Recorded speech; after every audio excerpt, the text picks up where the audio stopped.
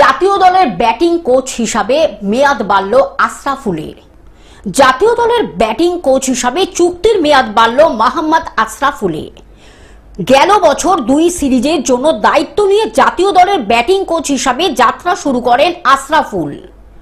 এরপর টি-20 বিশ্বকাপ পর্যন্ত তার মেয়াদ থাকার কথা ছিল, কিন্তু আয়ারল্যান্ড সিরিজে দলের ব্যাটিং পারফরম্যান্সে যথেষ্ট তিনি সুনাম পান এবং সন্তুষ্ট হয়ে বিসিবি তার সাথে চুক্তি নবায়ন করে।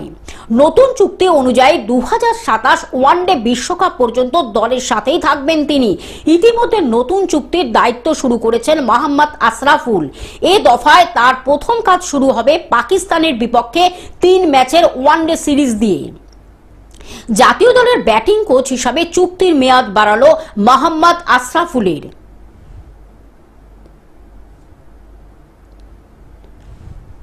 Bureau report, Globe News. এখন থেকে গ্লোব টিভি দেখুন আপনার স্মার্টফোনেও। গুগল প্লে স্টোর অথবা অ্যাপল স্টোর থেকে ডাউনলোড করুন গ্লোব টিভি লাইভ অ্যাপ। এছাড়া জিও টিভি অ্যাপ থেকে দেখুন গ্লোব টিভি লাইভ।